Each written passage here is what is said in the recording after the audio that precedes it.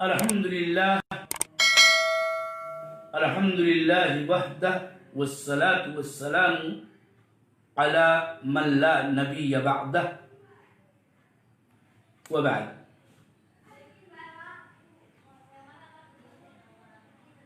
میں نے کل کے درس میں یہ بات کہی کہ اگر معتزلہ اور اشاعرہ ان سے متفرع اور دیگر فرق کے کلام و اقوال کا تتبع کیا جائے، بالخصوص عقائد کی ان کی کتابوں میں یا ان کے اقوال تفاسیر وغیرہ میں، تو دو لفظ بہت کثرت سے ملتا ہے جو وہ استعمال کرتے ہیں۔ مثلا کبھی یوں کہتے ہیں کہ یہ حقیقی معنی میں نہیں ہے لفظ، اور یہ فلاں سے مجاز عن کذا۔ اور دوسری بات یہ ہے کہ بسا اوقات کسی آیت کی تفسیر اور کسی کلمے کسی لفظ کے معنی و مدلول کی تعیین و توضیح کرتے ہوئے یوں بول جاتے ہیں کہ اس کی تعویل یہ ہے، تعویلہ کذا و کذا، یا اس کا ظاہری معنی نہیں ہے، کہتے ہیں ھذا لیس علی ظاہرہ بل یؤول، کہ یہ لفظ اپنے ظاہری معنی پر نہیں بلکہ اس کی تعویل کی جائے گی۔ مجاز سے متعلق اور اس اصل کی ابتدا کس نے کی اور اس میں کیا بات درست ہے کیا نادرست ہے، اس پر میں نے کل گفتگو کی۔ آج اپنے موضوع سے بالکل چمٹتے ہوئے تعویل سے متعلق کچھ بات آپ کے سامنے رکھنا چاہتا ہوں۔ تعویل در حقیقت یہ اشاعرہ کی بات ہے۔ دائما یدندنون حول ھذا اللفظ فیقولون مثلا ھذا اللفظ لیس علی ظاہرہ بل نقول فی تعویلہ کذا و کذا، کہ دائما اسی لفظ تعویل کے گرد و پیش وہ رہتے ہیں اور یوں کہا کرتے ہیں کہ یہ چیز اپنے ظاہری معنی پر نہیں۔ اصولیین تعویل کی تعریف یوں کرتے ہیں کہ هو صرف اللفظ عن معناه الظاہر المتبادر الى الذہن الى معنى آخر لقرینۃ۔ تعویل کا مطلب ہے یا کہیے تعویل کی تعریف ہے کہ کسی لفظ کو اس کے ظاہر متبادر الی الذہن معنی سے پھیر کے کسی دوسرے معنی کی ہے، کہ تعویل کی متعدد قسمیں ہیں اور تمام اقسام باطل نہیں ہیں۔ بعض تعویل مذموم ہے، بعض تعویل باطل ہے، بعض تعویل سائغ کہ اس کو گوارا کیا جائے گا اور اس کی واقعی تعویل کرنا درست اور صحیح ہے۔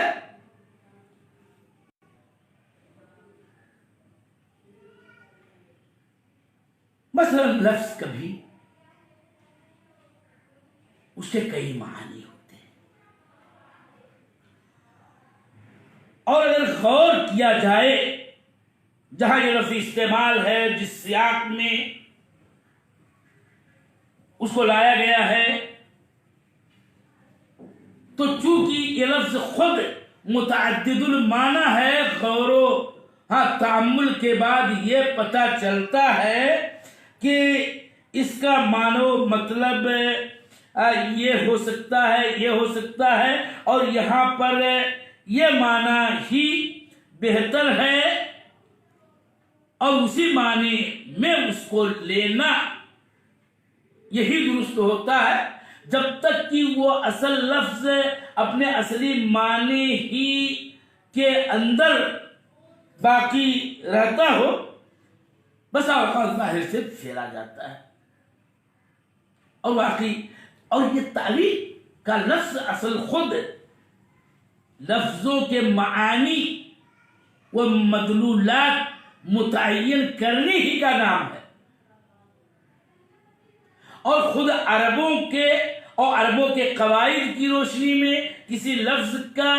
اگر ایسا ہے کہ اس کے مدلولات متعدد ہو سکتے ہیں، اس کے معانی کئی ایک ہو سکتے ہیں، تو ان میں سے جو درست معنی ہے اسی کو لینا یہ تعویل ہے جو صحیح ہے. اور اسی لیے بعض آپ دیکھ سکتے ہیں کہ بعض علماء مفسرین نے اپنی تفاسیر کے نام ہی کو تعویل کے نام کے ساتھ موسوم کیا ہے، لباب التاویل. اور یہ بھی کہ قرآن میں خود یہ بات کہی گئی ہے خوابوں کے تعلق سے یوسف علیہ السلام کے معاملے میں کہ اس کی تعویل یہ ہے، یا میرے رب نے اس کی تعویل مجھ کو سکھائی ہے. تو یہ تعویل در حقیقت کسی بھی لفظ، کسی بھی جملے، کسی بھی شے کے صحیح معنی و مدلول کی تعیین کا نام ہے، اور یہ درست ہے. لیکن تعویل کی ایک قسم وہ ہوتی ہے کہ کسی بھی لفظ کا معنی یوں توڑ مڑوڑ کے نہ لیا جائے بلکہ کوئی اور معنی لیا جائے کہ جس پر اصلاً یہ لفظ نہ دلالت کرتا ہے صحیح طریق سے، اور نہ وہ موقع محل کے اعتبار سے درست ہے. تو اس تعویل کو تعویل مذموم کہا جاتا ہے، تعویل باطل کہا جاتا ہے. اور اگر میں آپ کو ایک بات بتاؤں کہ وہ تعویل مذموم و تعویل باطل در حقیقت بات یہ ہے کہ ایسے اپنے خود ساختہ نظریات وغیرہ کی بنیاد پر ما دل علیہ اللفظ کو چھوڑ کر کے وہی اپنا پہلے ہی سے خود ساختہ وجہت نظر اور نقطۂ نظر کے مطابق معنی ہی لینا اور اسی پر اس کو چسپاں کرنا، جس میں در حقیقت تحریف کی صورت داخل ہوتی ہے، تحریف معنوی کی. اور یہ وہ تعویل ہے جو تعویل مذموم ہے. اب میں اپنے موضوع پر یوں آنا چاہتا ہوں کہ مثلا صفت رحمت جس کی بحث ہم پڑھا رہے ہیں، اور اس کے بارے میں اہل سنت والجماعت کا مختصر اعتقاد و منہج یہ ہے کہ یہ اللہ جل وعلا کی حقیقی صفت ہے جو اس کی ذات کے ساتھ قائم ہے، اور اس کے اپنے اثرات ہیں، اس کی نوع قدیم ہے، اور اس کے احاد و افراد میں تجدد اور حدوث پایا جاتا ہے الی آخرہ. اب ہم کسی معتزلی کے پاس آتے ہیں، یا کوئی معتزلی اپنا اعتقاد صفت رحمت کے بارے میں بیان کرتا ہے، تو وہ یہ کہتا ہے کہ ہم رحمت کی جو اللہ جل وعلا کے تعلق سے کتاب اللہ کے اندر وارد ہے، ان رحمت اللہ قریب من المحسنین یرحم من یشاء، اور ربنا وسعت كل شيء رحمة وعلما كتب ربكم على نفسه الرحمة إلى آخره. تو وہ یہ کہتا ہے کہ وہ اصل میں یہاں رحمت کا مطلب یہ ہے کہ اس کا ظاہری معنی یہاں نہیں لیا جائے گا، بلکہ اس کی تعویل کی جائے گی. اور تعریف تعویل یہ کہ اس کے ظاہری متبادر الی الذہن معنی کو پھیر کر کے دوسرے معنی میں کر دیا جائے گا قرینہ کی بنیاد پر. اور اس طرح سے ہم اہل اعتزال کی بات ہے کہ گویا معتزلہ یہ کہنا چاہتے ہیں کہ ہم جو ہے اللہ کی رحمت کو ارادہ انعام، ارادہ احسان، ارادہ نعمت و اکرام کے معنی میں لیتے ہیں اور کیوں رحمت کی تعبیر کرتے ہیں. اب سوال اس سے یہ پوچھا جائے گا بھئی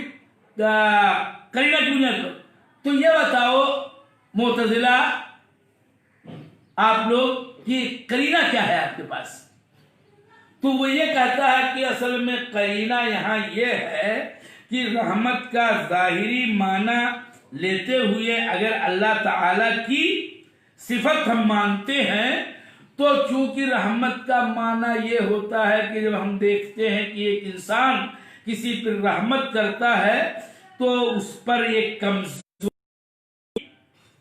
کا احساس اور شعور غالب ہوتا ہے اور وہ اندر سے ٹوٹتا پھوٹتا ہے کہ جیسے کوئی شخص کسی زخمی کو دیکھے کہ تڑپ رہا ہے تو اس کے اندر جو ہے خود ایک کمزوری اور کمزوری کے ظواہر طاری ہوتے ہیں اور پھر اس کے بعد ایک اس درد سے تعلم اور درد کا ایک احساس کے اندر پیدا ہوتا ہے تو وہ اس کے ساتھ مہربانی کرتا ہے. دوسرے کو درد کو دیکھ کر کے احساس درد وغیرہ والی بات ماننی لازم آئے گی. وہ کہنا یہ چاہتا ہے معتزلی کہ فیہ تشبیہ الخالق بالمخلوق، بھلائی کا اچھائی کا انعام کا ادا کرتا ہے. اور میں بات میں پہلے بتا چکا ہوں کہ ارادے کی طرف اس لیے بار بار لوٹاتے ہیں کہ ارادہ صفت اشاعرہ مانتے ہیں اللہ تعالیٰ کے لیے اپنے اصول کی بنیاد پر کہ ہم وہ صفت اللہ تعالیٰ کی مانتے ہیں جس پر ہماری عقل دلالت کرتی ہے. اب اس کے بعد ہم یہ کہتے ہیں کہ رحمت والی صفت اس قرینے کی بنیاد پر آپ انکار کرتے ہیں اور اس کی تعبیر کرتے ہیں. تو سوال یہ ہے کہ قرآن عظیم کے اندر اللہ تعالیٰ نے اپنے آپ کو صفت رحمت سے موصوف کیا ہے. اگر آپ اس کو مانتے ہو یا نہیں مانتے ہو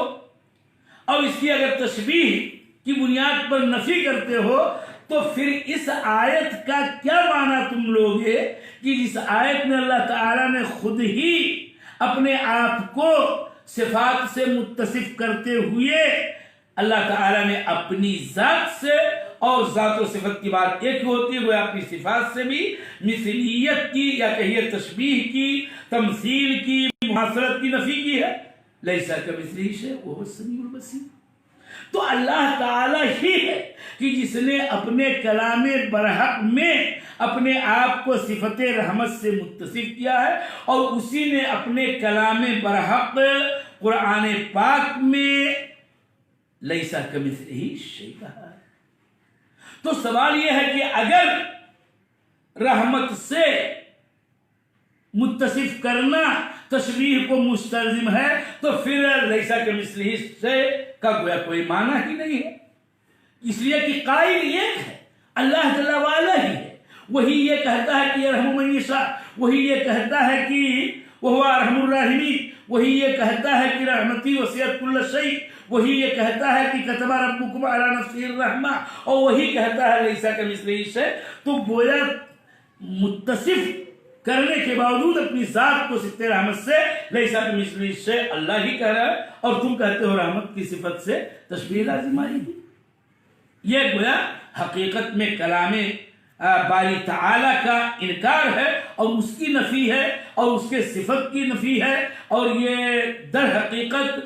جرأت و جسارت اللہ ہے کہ اللہ تعالیٰ تو اپنے آپ کو صفت رحمت یا بہت ساری صفتوں سے ہم متصف کرنے کے بعد جو کتاب اللہ کے نصوص میں ہے لیسا کمثلہ شیء فرما رہا، اور تم کہتے ہو کہ رحمت کی صفت سے اگر ہم اس کو موصوف مانے تو تشبیہ لازم آئے گی، لہٰذا تمہاری ہر بات باطل ہے اور تمہارا یہ تعویل کا جو کھڑاگ ہے وہ بھی باطل ہے۔ فعلی کل حال جہمیہ یا معتزلہ جو سے متفرع ہے ان کا مجاز کا دعویٰ قرآن میں صفات باری تعالیٰ میں باطل ہے، ایسے ہی اشاعرہ ومن تفرع من الطوائف والفرق کی تعویل والی بات بھی، اور وہ تعویل جو تعویل مذموم ہے، جو تعویل باطل ہے کہ جس سے نفی صفات والی بات مترشح ہوتی ہے اور ساتھ ساتھ تکذیب کلام اللہ یا انکار کلام اللہ کی بات ثابت ہوتی ہے، ان کا یہ دعوی تعویل بھی باطل ہے۔ اور یہاں آخری بات کہہ کے میں دوست کو ختم کر رہا ہوں کہ اشاعرہ کی اس طرح کی بات ہے،